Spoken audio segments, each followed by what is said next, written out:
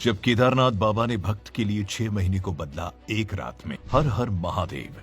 दोस्तों, पौराणिक कथा के अनुसार बहुत समय पहले जब गाड़ियों की सुविधा नहीं थी, तब धनवान लोग बैलगाड़ी या घोड़े का सहारा लिया करते थे, लेकिन गरीब लोगों के लिए पैदल यात्रा करना ही एकमात्र उपाय था।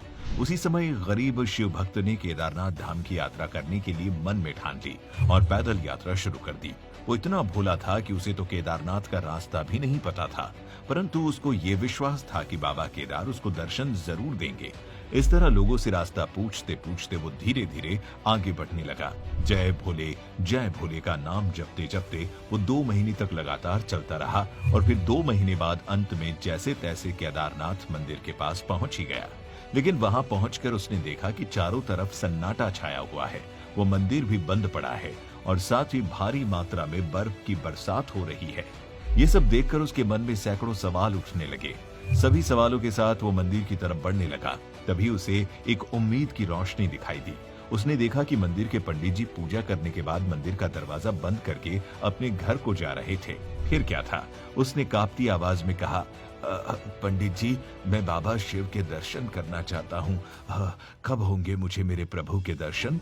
उन्होंने उससे बताया कि मंदिर का दरवाजा अब 6 महीने के लिए बंद हो गया है और अब 6 महीने के पहले मंदिर का दरवाजा नहीं खुलेगा। ये सुनकर शिव भक्त के पैरों के नीचे से जमीन खिसक गई। आप भी सोच रहे होंगे ऐसा क्यों? भक्त द्वारा कारण पूछने पर पंडित जी ने बताया कि केदारनाथ मंदिर साल में सिर्फ 6 महीने के लिए ही खुलता है और बाकी के 6 महीने बंद रहता है। ये नवंबर में दीपावली के बाद भाई दूज के दिन बंद हो जाता है, क्योंकि इस समय वहां बहुत अधिक बर्फ गिरने के कारण मंदिर बर्फ से ढक जाता है। ऐसे में यहाँ जाना खतरे से खाली नहीं होता। इसीलिए अप्रैल के महीने में अक्षय तृतीया के दिन मंदिर के पट खोले जाते हैं और बाबा केदार अपने भक्तों को दर्शन देते हैं। ये सुनकर शिव भक्त के होश उड़ गए। आंसुओं से उसका गला भर गया और वो वहीं फूट फूट कर रोने लगा। थोड़ी देर तक तो वो कुछ भी नहीं बोल सका, लेकिन जैसे तैसे उसने कहा, पंडित जी, मैं 2 महीने से पैदल चलकर बहुत दूर से आया हूँ। मैं बहुत गरीब हूँ। इस कड़ाके की ठंड में मैं कहाँ जाऊंगा? आप सिर्फ मुझे एक बार मेरे भोले बाबा के दर्शन करने दो। लेकिन पंडित जी कहाँ उसकी बात सुनने वाले थे। हाँ, अगर उस गरीब भक्त की जगह कोई अमीर आदमी होता तो शायद वो मान भी जाते। उल्टा उससे कहा कि या तो 6 महीने बाद आओ दर्शन के लिए, या फिर ये महीने के लिए यहीं रुक जाओ। इतना कहने के बाद पंडित जी ने अपना पल्ला झाड़ा और वहां से चले गए। फिर धीरे धीरे रात गहराने लगी और बर्फ भी गिर रही थी। ऊपर से पहाड़ों की ठंडी हवा मानो उसके शरीर को जगह जगह से तोड़ रही हो, लेकिन फिर भी उसने हार नहीं मानी। वो भगवान का ध्यान करते हुए बैठा रहा और मन में ठान लिया कि अब वो बाबा के दर्शन किए बिना वहां से हिलेगा भी नहीं। तभी उसे अंधेरे में एक रोशनी दिखाई दी। उसने देखा कि एक अघोरी बाबा उसके पास चले आ रहे हैं। पास आकर उन्होंने खाने के लिए उसे खाना दिया और कहा कि तुम थक गए होंगे, खाना खाकर सो जाओ। शिव भक्त सच में थक चुका था। खाना और आग की गर्मी मिलने के कारण उसे तेज से नींद आ गई और फिर वो गहरी नींद में सो गया। जैसे ही सुबह उसकी नींद खुली तो वो चारों तरफ लगातार देखता ही रह गया, क्योंकि जो उसने देखा वो किसी चमत्कार से कम नहीं था।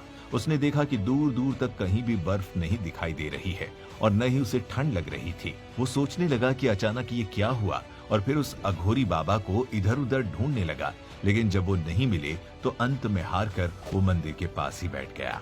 तभी उसकी नजर मंदिर के पंडित जी पर पड़ी, जो अपने सेवकों के साथ उसकी तरफ ही आ रहे थे।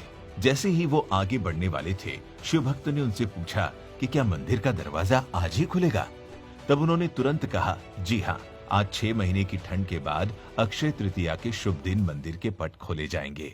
वो अभी भी उस शिव भक्त को नहीं पहचान पाए थे। तब उसने कहा, महाराज, आपने तो कल ही कहा था कि 6 महीने से पहले मंदिर नहीं खुलेगा, तो फिर आज ये सब मैं समझा नहीं। तब उन्हें धीरे धीरे सारी बात एक के बाद एक याद आ गई, लेकिन उनका कहना था कि ये बात 6 महीने पहले की थी, परंतु शिव भक्त ये मानने को तैयार ही नहीं था। फिर दूसरी तरफ जब पुजारी जी के दिमाग में बाबा केदार जी के चमत्कार से जुड़ी बातें घूमने लगी, तब उन्होंने भक्त से कहा कि कल जो जो भी उसके साथ हुआ वो उसके बारे में सब बताएं, और शिव भक्त ने ऐसा ही किया। उसने सारी बात एक एक करके बता दी। रात की बात जानने के बाद सभी की आंखें भर आई। सब कुछ सुनने के बाद रोती हुई आवाज में पंडित जी ने पूछा, कैसे दिखते थे वो अघोरी बाबा? उसके बाद उस गरीब भक्त ने अपनी आंखें बंद की और कहा, एकदम अघोरियों की तरह, पूरी तरह से बैरागी, शरीर पर शेर की छाल लपेटे हुए, हाथ में त्रिशूल, भस्म लगा हुआ शरीर और रुद्राक्ष की बहुत सी मालाएं लपेटे हुए थे वो बाबा। बस इतना सुनते ही पुजारी जी और उनके सभी साथी हर हर महादेव कहते हुए उस शिव भक्त के चरणों में गिर पड़े। उस दौरान किसी के भी आंसू नहीं रुक रहे थे। फिर उस गरीब शिव भक्त के पैरों को पकड़कर पुजारी जी ने उससे कहा, हे शिव भक्त, तुम धन्य हो। तुम्हारे पास मंदिर से निकलकर स्वयं बाबा केदार आए थे और उन्होंने अपनी योग माया से तुम्हारे 6 महीने को एक रात में बदल दिया, अर्थात कालखंड को छोटा कर दिया। क्योंकि शास्त्रों में भी बताया गया है कि समय में बदलाव करने की शक्ति सिर्फ महादेव के पास है और वो अपने सच्चे भक्तों के लिए समय को भी आगे बढ़ा सकते हैं। जैसे कि बाबा केदार ने उस गरीब शिव भक्त के 6 महीने के इंतजार को एक दिन में बदल दिया और इस तरह से बदला कि भक्त को कुछ पता भी नहीं चला। वो सोया था नवंबर की रात में और उठा अप्रैल की सुबह। ऐसी ही है महादेव की कृपा, जो अपने सच्चे भक्तों का दुख हर हाल में हर लेते हैं और उन्हें साक्षात दर्शन भी देते हैं। यही कारण है कि बाबा केदारनाथ ज्योतिर्लिंग को जागृत महादेव भी कहा जाता है, क्योंकि जो भी भक्त बाबा केदार को भजता है उसकी रक्षा करने भगवान सबसे पहले आते हैं।